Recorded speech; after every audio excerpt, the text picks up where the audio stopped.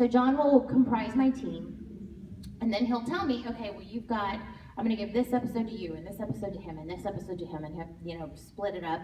I'll usually write the first episode, if not the first 2 episodes, to try and set the scene, like to make sure that the characters are solid in the way they need to be, that any plot points or licensor terms, sometimes we get terms from the licensor on shows like Fairy Tale or Tokyo Ghoul, and they'll say, this is what this needs to be called and why.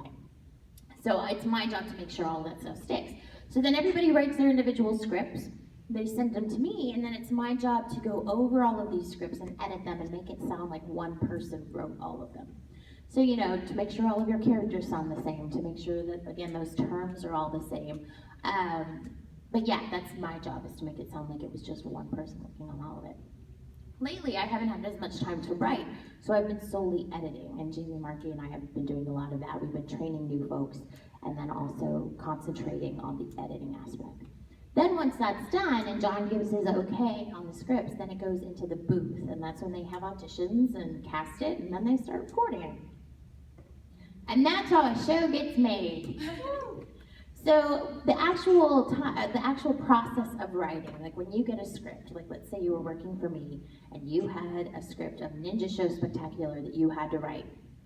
What you would receive is the raw video, with a time code on it. You guys know what a time code stamp is, right? The little numbers in the top. And then you would get a document. We have a blank document that's kind of like the basic script. And then depending on whether or not you had a time coder or not, you would have to time code it. We now have a group of people that are paid solely to time code.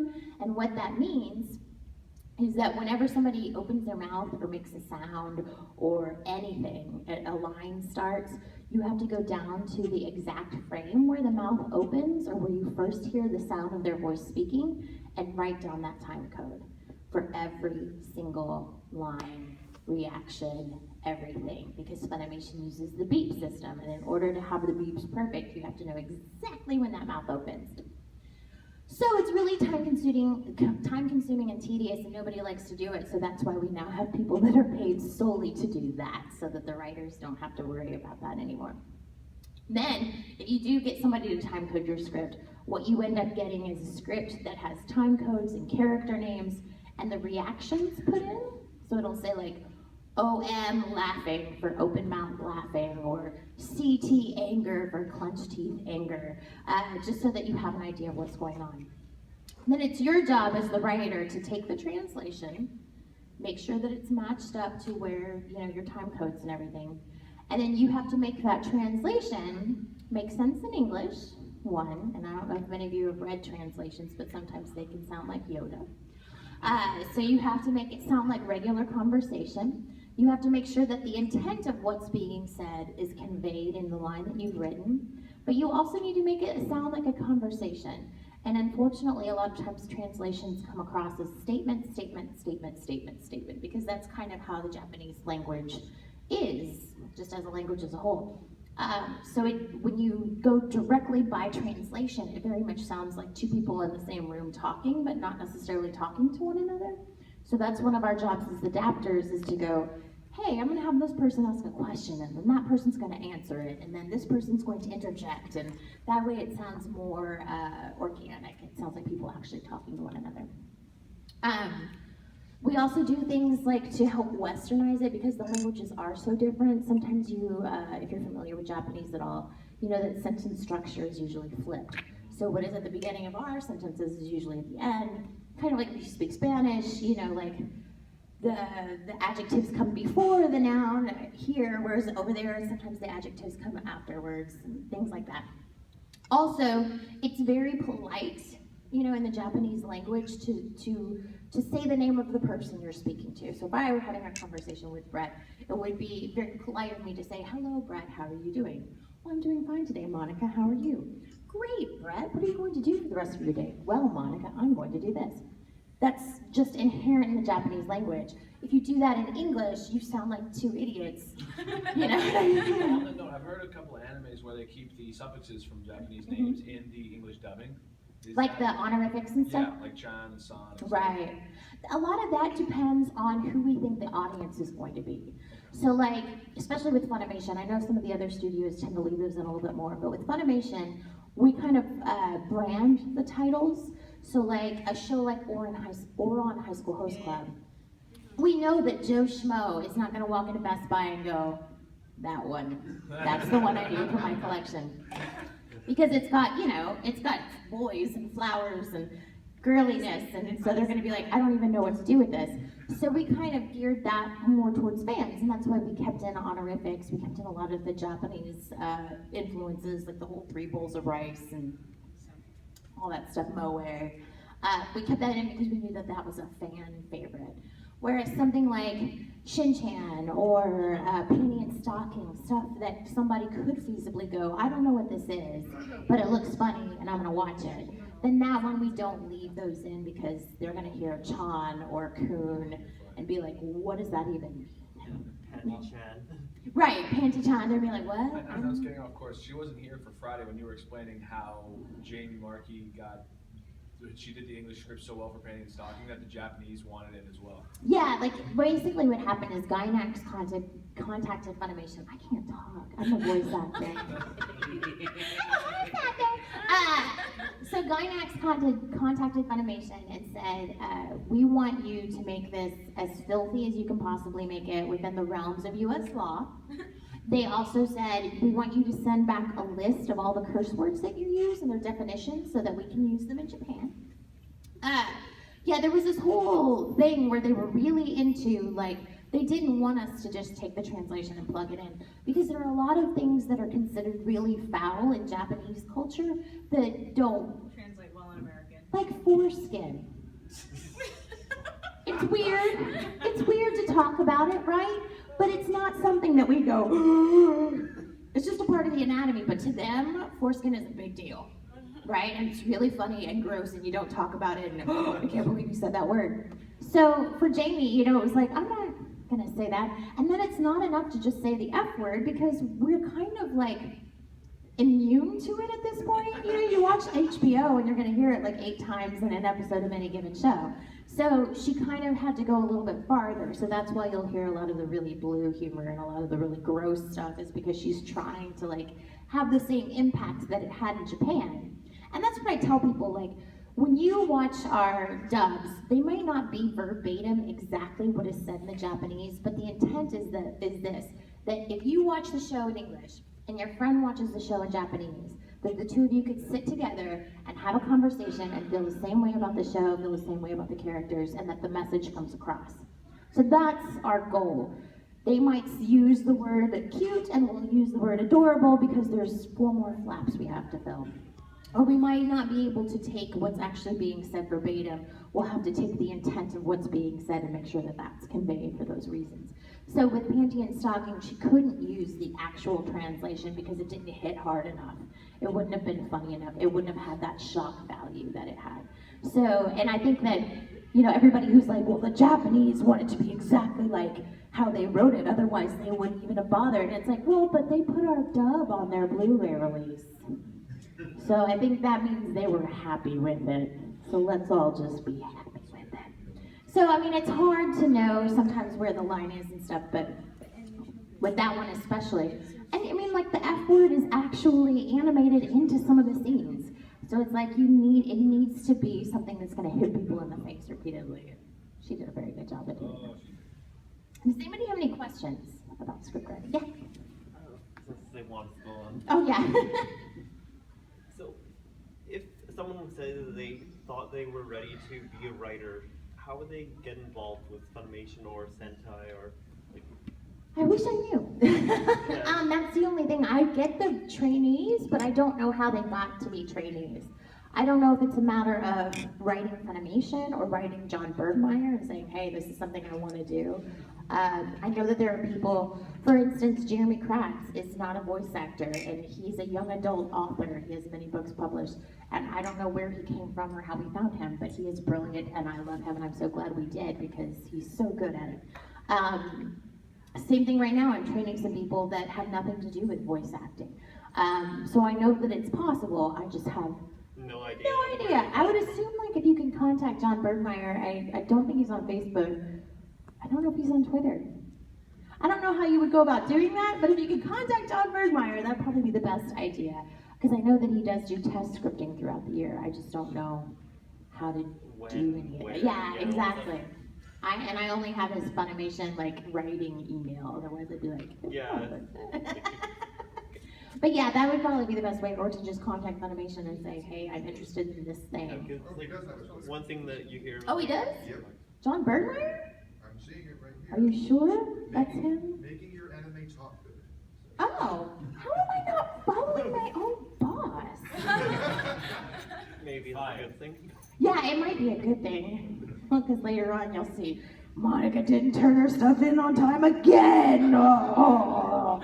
I've been working all weekend, John. Let me see, let me make sure that's him. John Bergmeyer, sorry guys.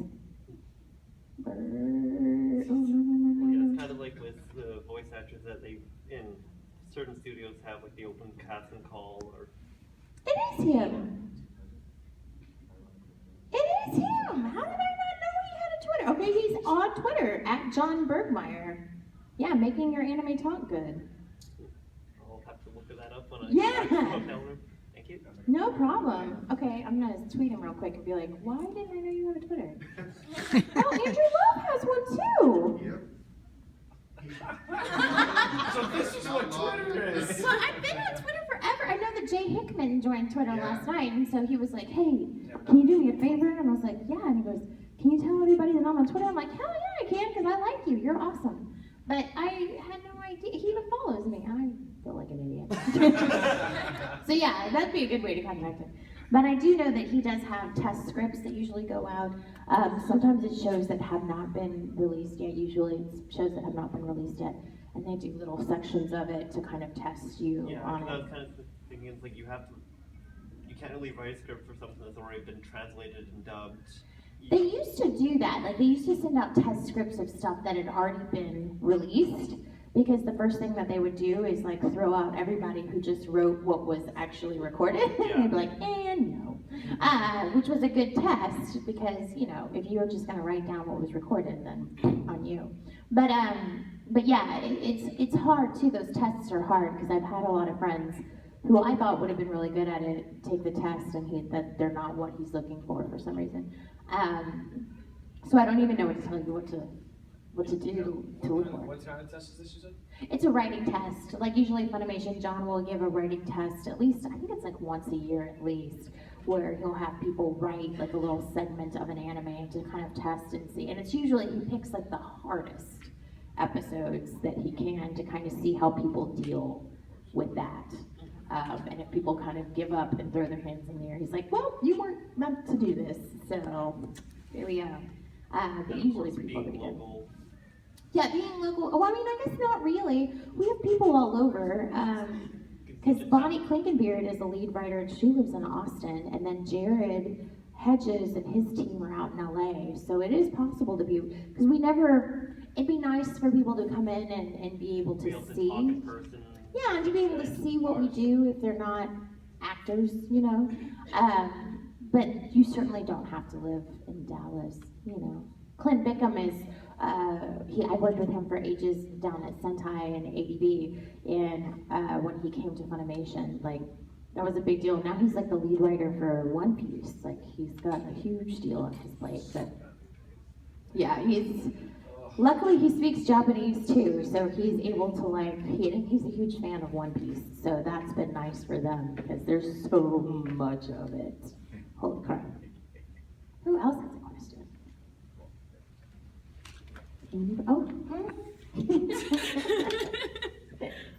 Well, I know that last night you were talking about how, like, did you write the script for, you said you wrote their script for Ghost Stories? No, we all made it up as we went along. Oh, okay. Because I was like wondering, like, you said that doesn't happen, like often, or it doesn't happen at all, and that was just. It never happens that we completely improvise a show like that, like where we don't have a script and you just kind of make stuff up as you go along. Like it's usually so thought out and everything is like scripted and you have very particular things that you have to say. But that was the one time where they were like, let's just make it up as we go along. We'll just be funny as we go. So that never happens. Okay. And then there's Ghost Stories. Yeah, exactly. That's it. Like that will never happen again, I don't think. Because yeah, we're usually there's so much work that's put into it, and I think that's what people don't know. Like I've had people come to me and they're like, hey, I think I'd make a really great writer, and I'm like, I think you don't have enough time, because it's really time consuming, and there's a lot of work that goes into every script. And so usually, we don't take just a random translation and then don't even look at it and just make up whatever. But it sure was fun. I enjoyed it a lot. Yeah, exactly. Hey, hon. Hey. Do you have any kind of specialized software that you use that helps you with creating scripts, or do you use basic Microsoft Word? Microsoft Word. Okay. It's really, really basic. Yeah, we have a template that we use. It's in Microsoft Word, and that's why I can't show everybody, is because it's a very special secret template. And so, yeah, we use that, and then I use, what is it? It's like an old school movie player, media player that I love. Movie Maker? No, it's not even Movie Maker. Like, it's really, really basic, and I love it because it's got I can hit control back or control forward, and it jumps 5 seconds back and forward, which is great when you're looking at lines over and over again. I can just go control back, control back, control back, and blick, blick, blick. So I don't even know what it's called, but it's like, you probably can't even get it anymore because it's so old, and my PC is from like 2007. It's hanging on by a prayer. Like, it's literally like, help me, please get a new computer. So yeah, I couldn't even download Windows 10 because my computer is so old. I tried and it was like, and no. So yeah, I have to get a new one. But I'm trying to bide my time as long as I can because computers are expensive. And also because everybody's trying to get me to get a Mac. Don't do it. I like my Hey! Thank you. Some people have Macs. I have an iPhone, and I love my iPhone, but I like my PC because it's so easy to use. Also, Macs are just way too expensive. Yeah, that's it. Yeah. Oh yeah. That's the thing is, I know people that have spent like $2,000 to $3,000 on a computer, and then it dies in like 3 years. My computer has lasted me since 2007, and it's still going. Barely, but it's gone. Barely, but it's going. It's still there. It's still kicking. Hi, y'all all look so cute. Hi, Carter. All right, what's up, Taj? Hello. Hello. Now, you recently worked on Yoda of the Dawn. Yes. That's what it's being described after. Yes. Can you talk about what it was like working on that? Yono the Dawn was a weird one because we started in the middle. There were 2 shows that right before we started doing these broadcast dubs regularly, Funimation had gotten the licenses for. But unfortunately, at the time we got it, they were like, okay, well, here's the deal. We want the 2nd season to be broadcast dubbed. Like, because the Japanese companies are allowed to make that decision. So they decided, hey, Yona of the Dawn 13 through 24, 26, I can't remember. 13 through whatever is going to be a broadcast dub. And we were like, okay, what do we do about 1 through 13? At least with Tokyo Ghoul, I had enough of a heads up where I was able to write. We were able to get all of 1 through 12 out before Route A started, really. With Yona, that was not the case. So I had to watch all of Yona repeatedly, actually. What's the one with the girl with the red hair, right? Yes. She's out of her kingdom after her. Yes, Okay. because and it's a beautiful, beautiful show. It's kind of set in Korea. Yeah, So- an alternate version of Korea. Yeah, and it's really, really gorgeous.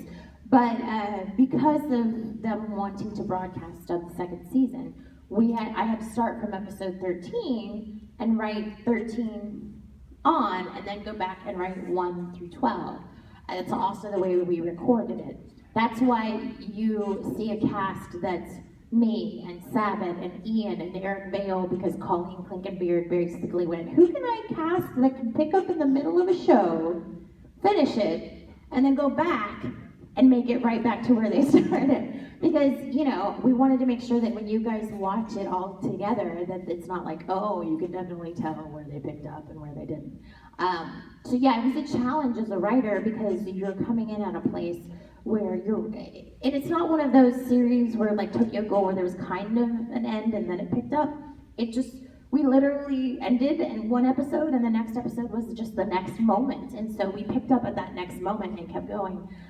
So it was very difficult, it was very challenging. And as an actor especially so, but Colleen was like, when she asked me, she goes, I know you're really busy right now and you're working on a lot of stuff, but I would really like for you to play Princess Yona. And I was like, I would love to play Princess Yona. I think she's fabulous. She goes, well, I think you'll be great at it, but even more than that, you know what's going on. She's like, I'm not gonna hire some actress and be like, hey, can you watch this show a few times? Because we're gonna start in the middle and then finish it and then go back from the beginning. So it was tough, but it's such a good show. And Clifford Chapin ended up taking over directing for Colleen, and he did a really great job with it.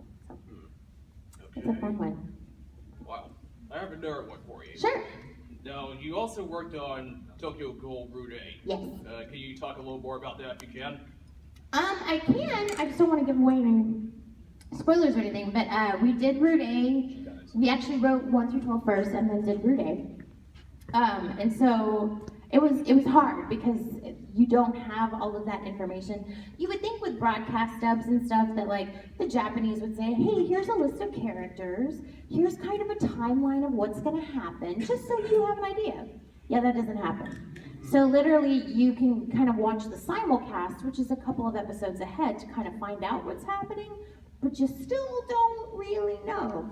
So there was one line in particular, you know, this is one of those instances where when people are like, oh, I bet you they just crap out those scripts. I'm like, okay, there was one line in Tokyo Ghoul Rude that we weren't quite sure about. And so I called Sarah, who is the head translator at Funimation. I'm like, do you have any idea what this means? She's like, not really. She's like, it could mean this, it could mean that, it could just be them talking philosophically, we don't know.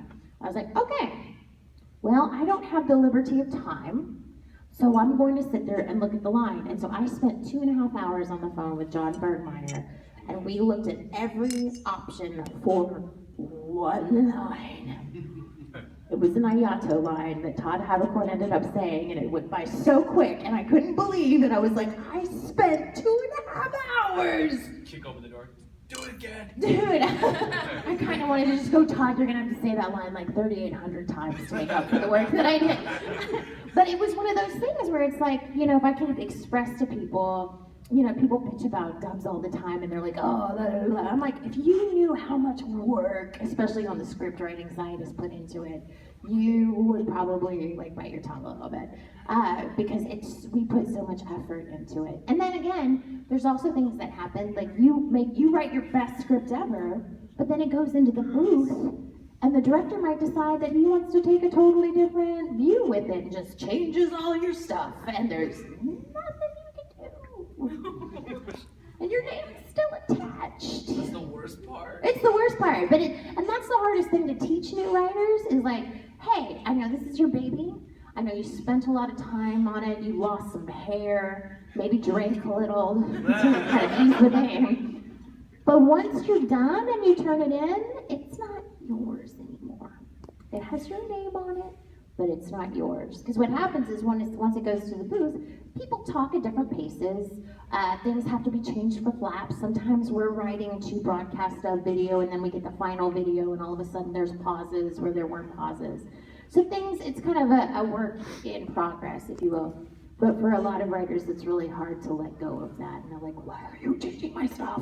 Don't change my stuff. It's like, well, everybody chill out. As long as they don't change it to So, something yeah, it's you get hard. in trouble for. Huh? As long as they don't change it to something you get in trouble for. Exactly. That's been the issue. Is there's been times where I'll mark in scripts, like in the side we have a little section for notes, and I'm like, don't you dare change this. This is why I did it. Like, this is going to come back as a flashback 32 episodes later. Don't change it. Especially with Fairy Tale. That's the one where I was like, this is a licensure term. Whether you like it or not, you cannot change it. Like, okay, and like exclamation points in red and underlining and like, do not change it. And usually I try to be real careful about that kind of stuff because there are, like in shows that are long running like that, there'll be one character that comes in and goes, hey, how are you? Remember me? Ha! And then 36 episodes later, guess what we flash back to? Hey, you, remember me? But it's gonna be different animation. Like the village held there at like the Galuna Islands. The worst part was the boatman. Every time Lucy's walking along the water and there's a guy that's like, don't fall in. you're back. And then sometimes it's a different boat guy, but you're like, is that supposed to be the same boat guy? They just forgot what color they colored his shirt. Maybe he grew a beard and I didn't know. And so there's this little like, you sit there and I write notes like, excuse me, Tyler, but this is the boat guy from episode blah, but he looks different, so it could be a totally different boat guy, but I think it's the same boat guy, and here's why. That's what I'm sure. And everybody's like, why'd you take a break from Fairy Tale? Although I took a break from Fairy Tale and I got Yona of the Dawn and Tokyo Ghoul, hey, just pick up in the middle, you'll be fine. So yeah, I always get the shows where they're like, hey, you need to do a bunch of research, you need to know a bunch of characters, or, yeah, that's me. Well, thank you, Tosh. Thank you. What's your question, sir? Afternoon. My question is, how hard is it when you have to both write the script for the show and you have to play the lead? It actually is much easier, believe it or not, because you wrote the words. So it's a lot easier to say the things that I will say that it helps when I know, like, it's a character I'm going to play, like, for writing for Fairy Tale. Mira Jane stuff was so easy to write, because I'm like, I'm just going to say it how I would say it, and write it in there. So it was awesome. It's also awesome when you get to audition for a show that you've written for, because it's like, oh, I know where this is going. Excuse me as I rock this audition like no one else will. And then sometimes, you get to have a little bit of feedback or input. So like with Rize, I absolutely loved Rize, and I kind of was like, so Mike, I kind of want it. He goes, I was just going to cast you as Rize. I'm like, yeah. But all of that comes from, writing it. With Yona, because I knew I was going to be playing Yona, because I knew we were picking up from the middle, it made it that much easier, I guess, to write it and to adapt it.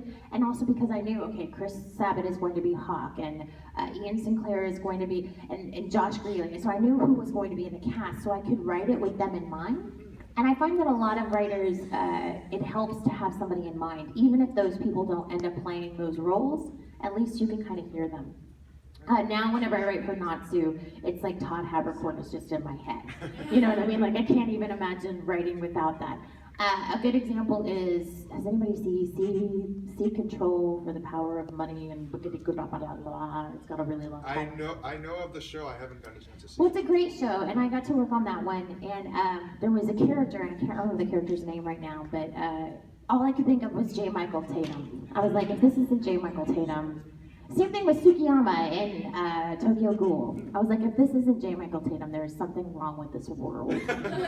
So I would write the character for J. Michael Tatum, and in both cases, he ended up playing it, which was awesome, but that doesn't always end up that way. Yeah, I was just curious because Michael said when he was working on Steins Gate that it could get really hard work writing and being the lead. I think for him, that's Steins Gate. I wouldn't want to touch that with a 10-foot pole. I see. That's a lot of work. That show was very tricky and very intricate, and so yeah, I can see. I had a hard time writing and directing, because then you're just constantly living in that show, and with those people, like I directed and wrote Kenichi, the Mightiest Disciple, at the same time. That's a lot of any one show. So that was rough. But actually, portraying the character doesn't bother me. But I'm not working on Steins Gate. Thank God. It's very complex. Yes. Has there ever been a show that you wrote in the script for and just look at it and go, like, it just sticks with you for a long time? You mean like as in touching, or like it really ruined me, or? Or there was like certain moments, like either comedic moments or dramatic moments that, like, okay, this one, I remember exactly what I wrote for this line, and I mean, it's hard to remember anything I wrote just because, there's words traveling through my head every day with voice acting and stuff. But there are certainly moments, like where you go, okay, that was good. I did good on that. And there are certain moments where you go, that's as good as it's gonna get, moving on, Because you can't spend, other than Tokyo Ghoul, you shouldn't spend 2.5 hours on one line. But usually I try to move pretty quickly. But yeah, there are certainly moments where I've had eureka moments, or there's moments that I'm proud of, or like I created a document when I first worked on Sacred Blacksmith and adapting those scripts. And my character in that show is always coming up with euphemisms for boobs for Jeremy's character, and so I created this list of different names for boobs. And it's like a 3-page list. And I have used that list and I've passed it along to all the other writers because we've all had shows where we've had to talk about, smuggling midgets in your sweater or, melanators or whatever you want to call them. So there's probably moments like that where I can go, oh, are you writing the next booby show? This might help you out. Or trying to come up with terms for beating people up that that don't have any foul language. Because there's a lot of shows like Kenichi where people have to beat each other up and you can't say foul language because it's meant for a younger audience. So I have lists. That's why I get all the hard shows is I create these lists and documents and then I share them. So yeah, my booby document is my favorite though. Very proud of To that. make that public. Yeah, right? I would, but then my secret would be out. Okay. Yes. All right, I have a very unique one for you. Oh, good. All right, now you were heavily involved in Nabari no O, Oh, yeah. and you were also involved in Seron Kagura too. Mhm. So, can Two you very tell- different shows. Yeah, can you tell me what it's like working on them and how different they were for you? Well, Nabari no O was Gay Ninjas, and Basic. Senran Kagura was pretty much. pretty much. Oh my god, so maybe they are more in common than I thought. So basically, you worked on a Yaoi title and a Yuri title. Yes. How funny. I didn't even think about that. Nabari had a much more solemn tone to it. It was very, very, it's a great show if you guys haven't seen Nabari no O. And as a director, it was the first show that I got to work on from the bottom up. Like I didn't have anybody giving me any casting input or anything. I cast the show all by myself. And I felt really, really proud of that. I think there were some great performances by Brina and Tatum and Joel McDonald. It's one of the first things that he did. It was really great. And then Senran was fun for the totally opposite reasons because it was so goofy. And I think what happens is a lot of the writers and actors at Funimation kind of don't want to do the kind of ecchi shows because they're like, ew, that's gross. To me, as long as it has a sense of humor and it kind of laughs at itself, then it's okay. So like Senran, we kind of took the humor level to a higher level. We were like, okay, so the narrator in the original is just like, this is what's happening on Senran Kagura. And we're like, wouldn't it be a little cooler if maybe he was a perv? And like these girls are flying through the air and their panties are showing and their boobs are falling out. So wouldn't it be kind of funny if he's kind of into that? And so I passed it by John and I was like, he goes, yeah, I mean, you can have fun with it. Now, don't piss off the licensor of the games, so you still have to check everything. But yeah, you can have fun with it. So we did it kind of tongue-in-cheek, so it was kind of poking fun at itself. Because if anybody's seen it, like they get these crazy sushi rolls, right? That look like a giant Chipotle burrito. And of course, instead of cutting it apart and eating them all delicately, they put the whole thing in their mouth. Even the male teacher. Even the male teacher. So it's all very tongue-in-cheek and very silly and goofy. So instead of taking it seriously, we kind of went over the top with it and made it a joke in and of itself. And that kind of lightened the mood. So yeah, they were two totally different shows, but to work on them as an adapter and an actor, it was a lot of fun. A funny thing about Senran is I had Chris George, who was the director, but also an engineer. He came up to me one day and he's like, so of all the girls in Senran, like, if you got to play one, like, which one would you want to play? And I was like, I'd like to do something different. I was like, I like Homura. I think she's cool. She's kick-ass, and I don't ever get to play those kinds of characters. Yeah, and ironically, you ended up playing Homura. Well, and I think that's what happened is Chris George went over to Jerry Jewell and went, Monica wants to play Homura. And then I got cast. I was like, sweet. I'm just going to go up to Jerry all the time and be like, I want to play this character. And then with Cruel, he casted me as Cruel Tepesh and Syrup of the End. But I think that was kind of an inside joke because I played Mina Tepesh, and they're like, why don't you just be queen of all the vampires? I'll take it. But yeah, those two shows were a lot of fun. A lot of gay ninjas. Good answer. Thank you. Thank you. Hello. I actually have two questions. Sure, go for it. For the first one, do you ever like have an opportunity to actually pick what show you would want to write a script for, or are they just given to you? It's usually given to you. The only time I ever got to pick was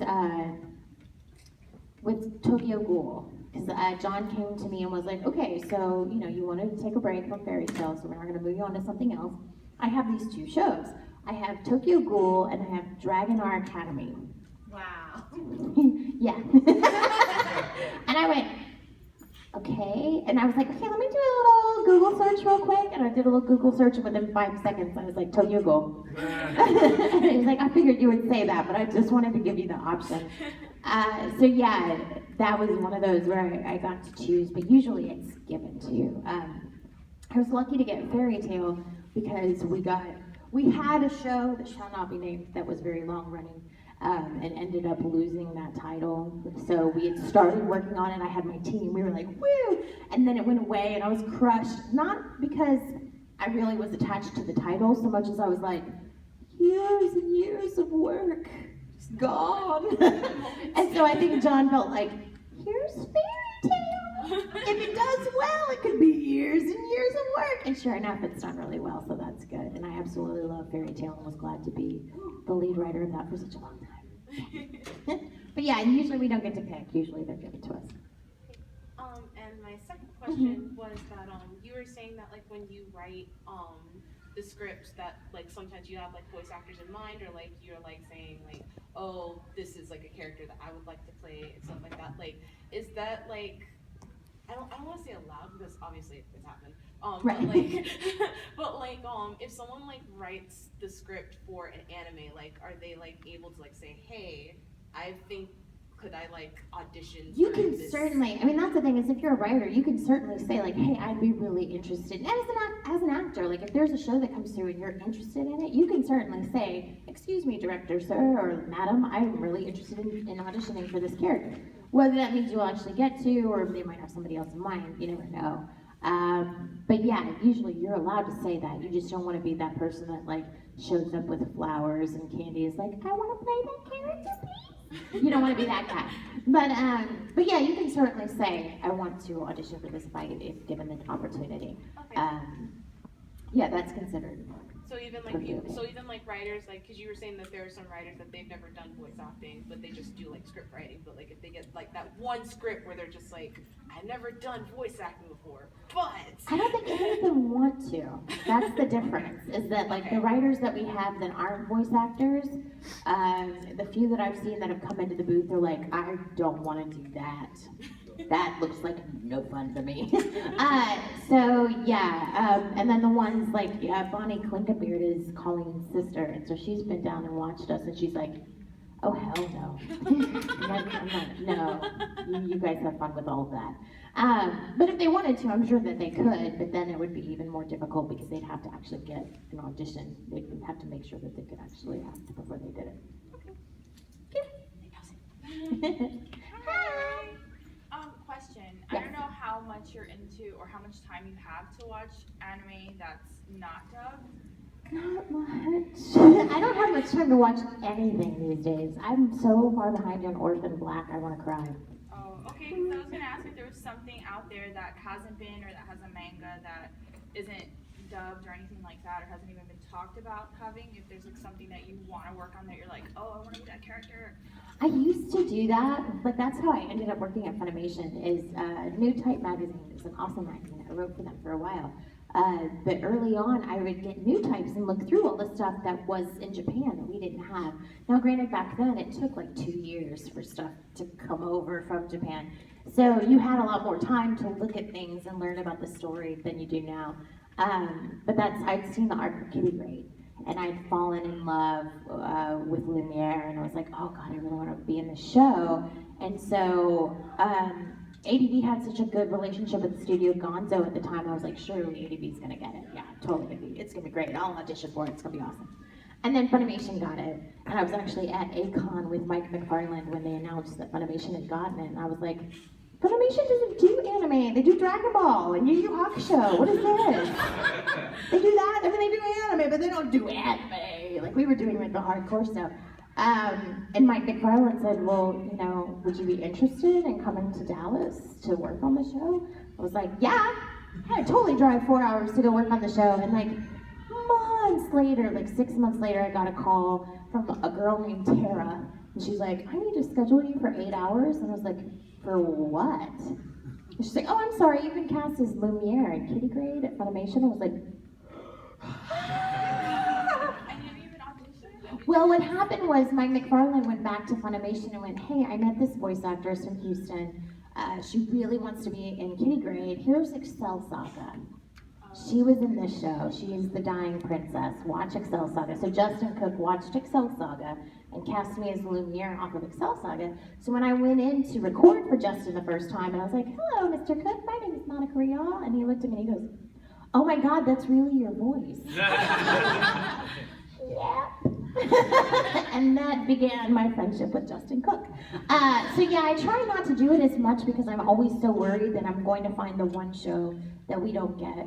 Or, you know, like I would have loved to have been a part of Sailor Moon, but I didn't want to get my hopes up, and then it went out to LA. Which, I mean, if I really wanted to, I guess I could audition for LA shows, but that's so far. It's not like Houston where it's like, oh, you drive 4 hours.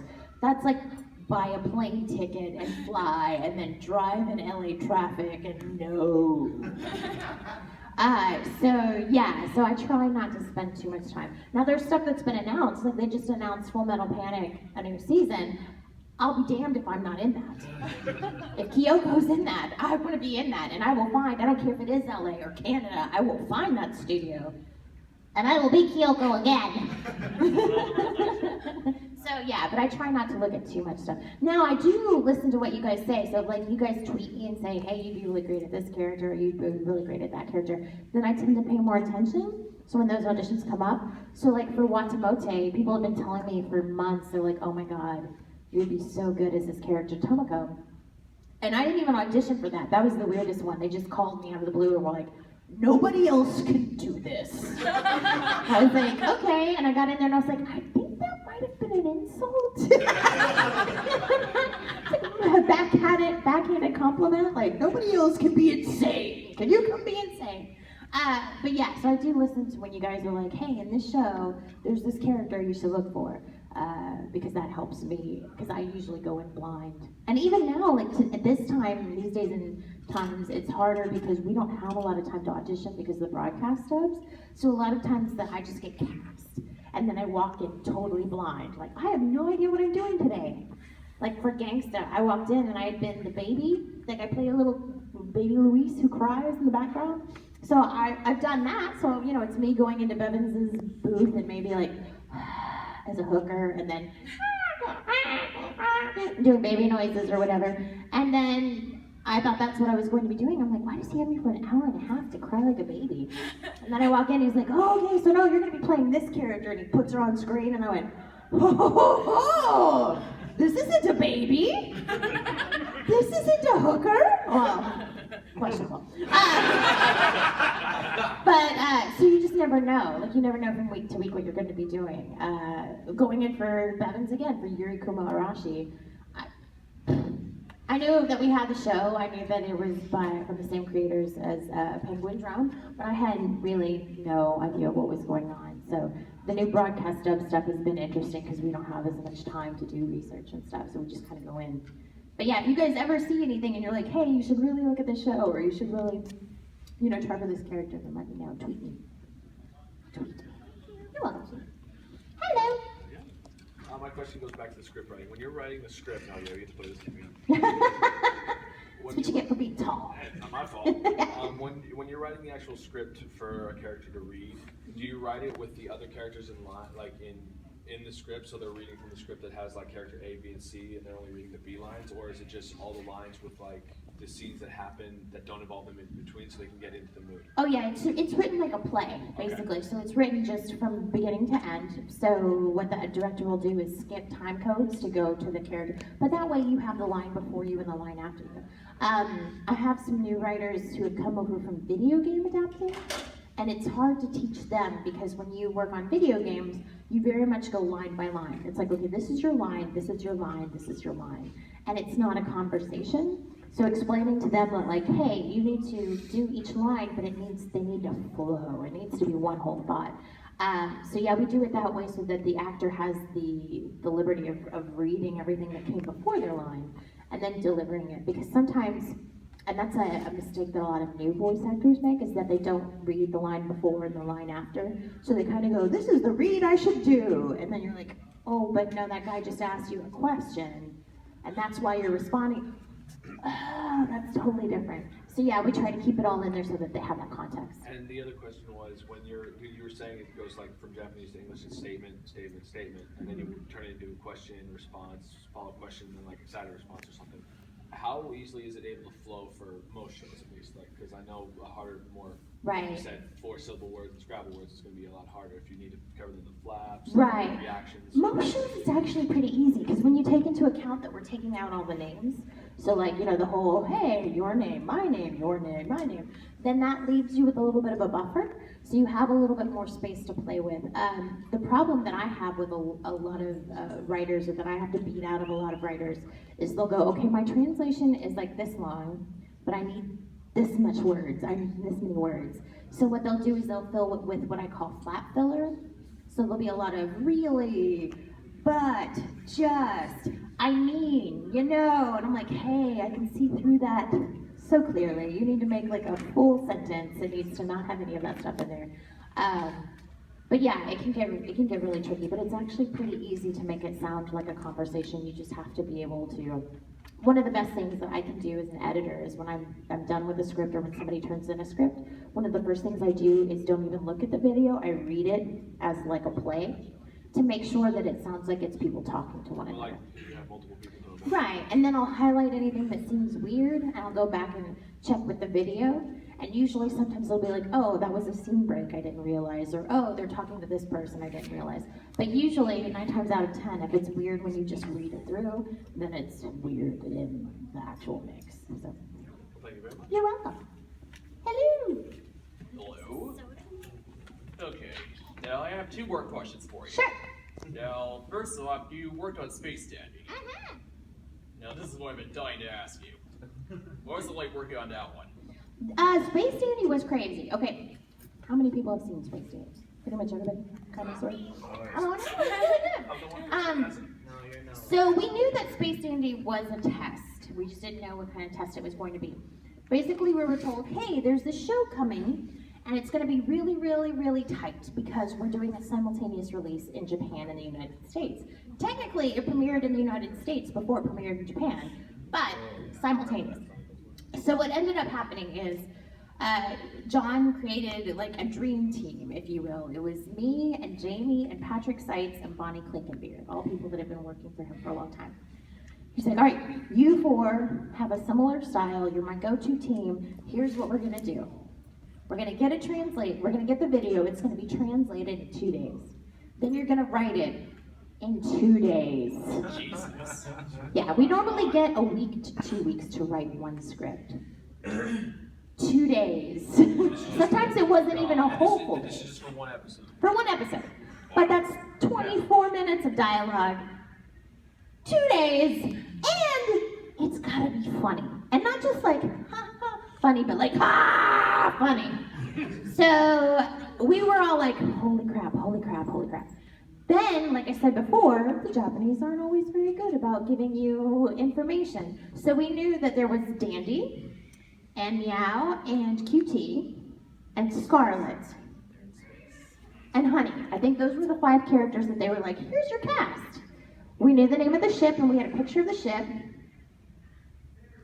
That's it. They didn't tell us what the show was about. They didn't tell us if it was going to be episodic or not. They didn't tell us anything. So it was literally kind of going, we were learning about the show as we went along. Another thing is because it was a simultaneous release, sometimes we didn't have finished video. I didn't see the opening to Space Dandy until like episode 15. Because they were still animating it. Whoa. So basically, you guys are pretty much going in blind, or did the basic info. It's the closest that I will ever get to working on the Japanese side of things, because I was literally like when their dub script writers were getting it, I was getting it. So me and whoever was writing the episodes in Japan were having the same struggle at the same time, going, holy crap, what did you just do to me, and how am I going to make this funny? So, and then we went out of order too, because the way that they animated each episode, some took longer than others. So like I did I forget which episode number it is, but the whole Tandra Volta episode where there's a lot of singing and music. That was the last episode we recorded and wrote because it took them so long to animate that. So the whole show was done. Monica waited 2 weeks like, where's my episode? Cartoon Network was like, where's that episode? And finally it came and I was like, and turned it in and recorded it fast. So, but I will say that Space D&D for me was a huge lesson because as a writer and as an actor, as a human being, you tend to question what you put out. It's like, okay, is that good enough? Let me rethink that. I'm gonna second guess myself and change this line. I don't think that's funny, let me change this. I didn't have time to do that on Space Dandy, so I literally was like, here's what I think is funny. If you don't think that's funny, here are 3 other things that I think are funny. You decide. And so at first I was like, oh my God, I hope it's funny, I hope it's funny. And my first episode to come out was the zombie episode. And when everybody was like, holy crap, that was funny, I'm like, oh my God, oh thank God. Because yeah, there was a moment of, I don't even know what I'm doing, I hope this is all right. But it was a great show and I loved writing for it. And even though it was so stressful, I mean, there were tears. There were times Jamie and I would call each other and be like, I hate this. And then 2 days later, I love this. So it was like, it was hard, but at the same time, it's an experience that I'm very happy to have had. It's a great show. If you haven't seen it, Space Dandy is a lot of fun, and it's episodic, so you can watch episodes out of order. It's totally fun. Yeah, it's cute. Nice. Alright, and here's my final question. Sure. Now, not counting Space Dandy, what was probably your most favorite title to work on as a script adapter, and what was also your most difficult one? Some of my favorites, Oron was one of my favorites. I worked under a pseudonym because I didn't want people to hate me if they hated it, but luckily they don't, so yeah, Dorothy Garrett. So that one was fun, and gosh, what else? And I also got to train Tatum on that one. I actually trained Michael J. Tatum. J. Michael Tatum. He's one of my best friends. He's gonna kill me. Don't tell him that. Is he on Twitter? Let's find out. Yeah, he's totally on Twitter. I know that. We used to live next door to each other. I know that. So yeah, I loved Oron. Tokyo Ghoul was great. Yona was great, even though it was challenging. Most of the stuff I've done, I really liked. And I loved working on Underwater Ray Romano, Utawate Romano. But that was really difficult. And the reason it was so difficult is because it was otherworldly. So I don't know if any of you have seen Utawari, but it's about a species that's human-ish, but not quite human, and it's set in a world that's like ours, but not really ours.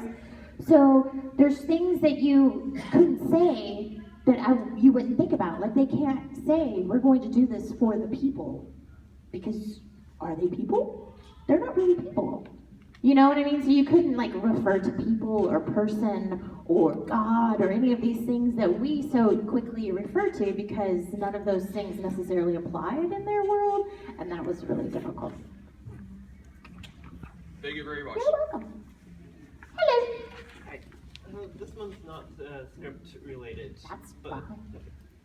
with Sky Wizards Academy, when you took over as Melody for the second half of the show, that's going to be re-recorded, right, for the DVDs with... Yes. Still going to get like some sort of credit in there? Probably not, but that's totally okay. So Sky Wizards Academy is one of the broadcast dubs, and I'm the editor for it. Jeremy Kratz wrote the show, but I edited all the scripts, so I've seen the whole show.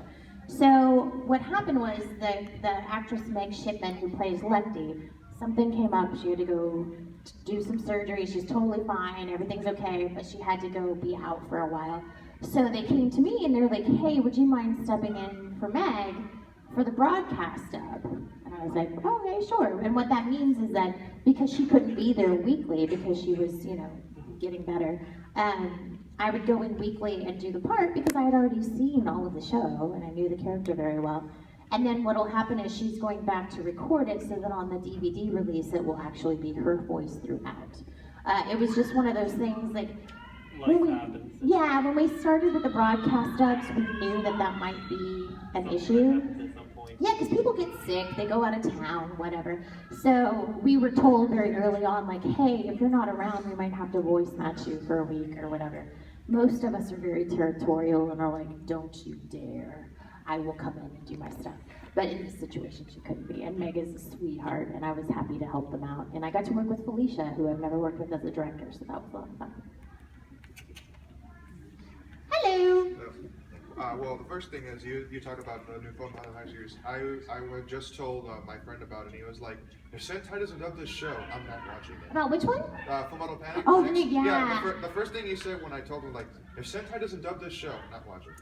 Well, and that's where it's tricky because I it was done for ADV, but then we did it at season at Funimation through ADV. yeah. But then ADV doesn't have.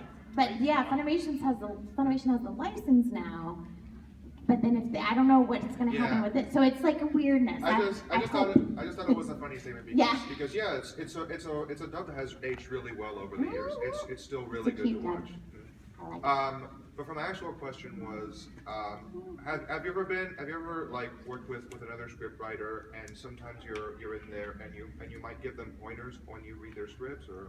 Oh yeah, I'm a trainer, so basically, Jamie Markey and I are the two like trainers at Funimation. So like if you're hired on as a new writer, you will be put with either her or I, or sometimes both of us back and forth, so that we can beat you down and then hopefully build you back up.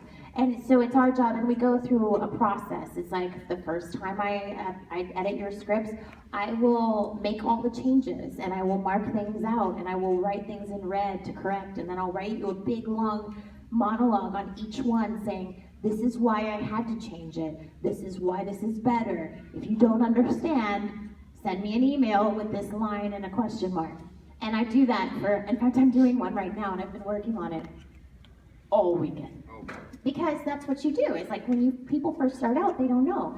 So instead of like going, this is wrong, this is wrong, this is wrong, this is wrong, you go, this is wrong. Let me explain why this is wrong. Here are some options that would have worked better.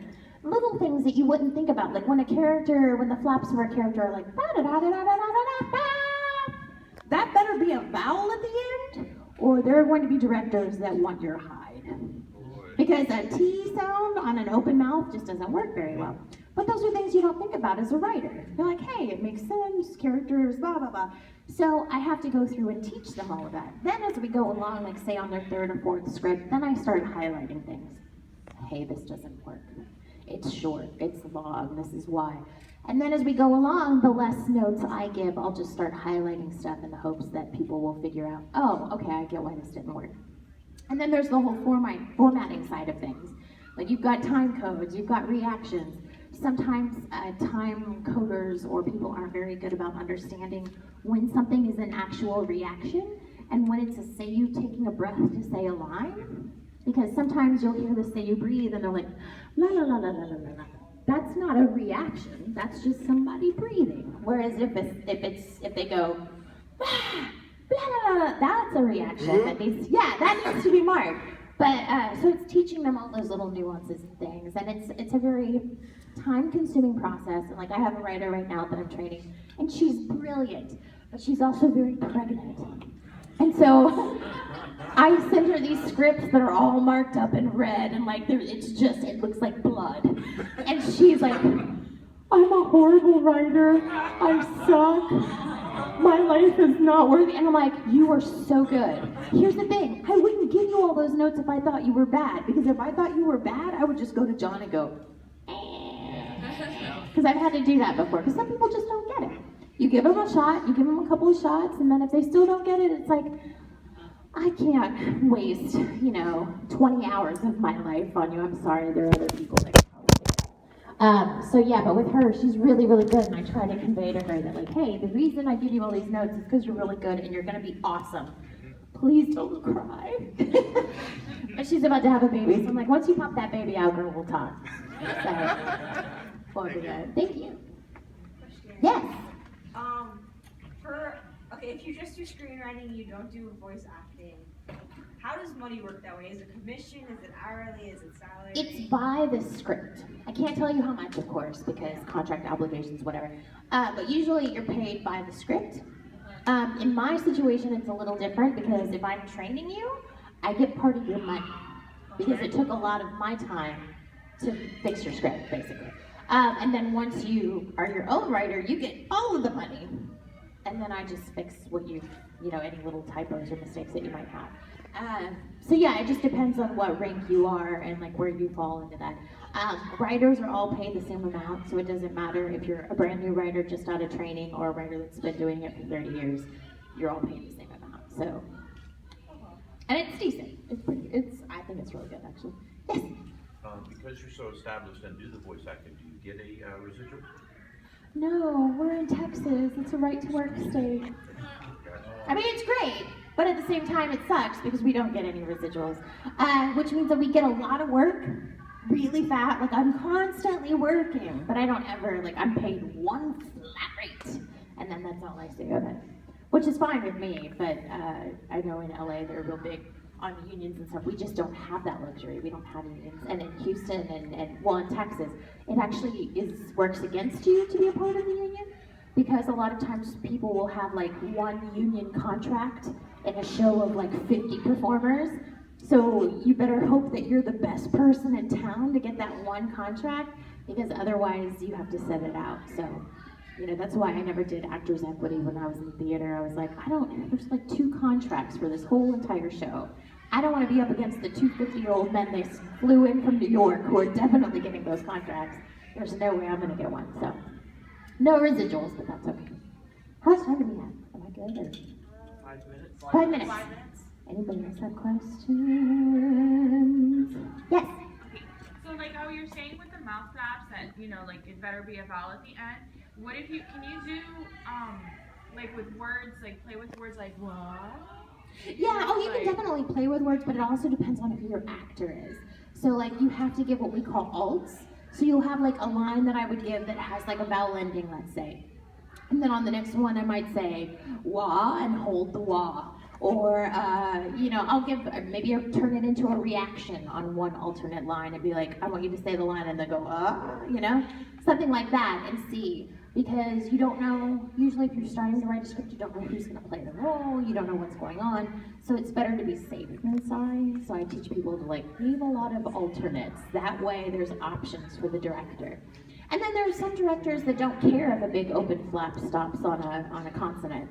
But then there are others that really do, so you kind of have to weave in between. So I try to always give. Funimation is super anal. And I mean, that's good, because nobody ever complains about the flap work at Funimation. If you did, you'd be insane, because we spend way too much time. But then you look at stuff, especially the early Sentai stuff, people are like, oh my god, the flap work is terrible. And I'm like, well yeah, because we were trying to get it out really fast. And on some of those early shows, we didn't even have writers. We literally took the translation and kind of adapted as we were working. So it's amazing that they turned out as good as they did, really, because we didn't even have script writers. So now everything is scripted, and they're paying much more attention to flaps than they used to. Who else has a question? Yes.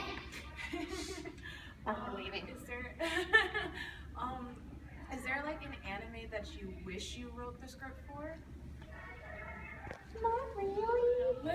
I like writing. I can't think of any. I mean, there were a couple of Space Dandy episodes. I think I got the best ones, but there were a couple that I was like, oh, I would like to have done that one too.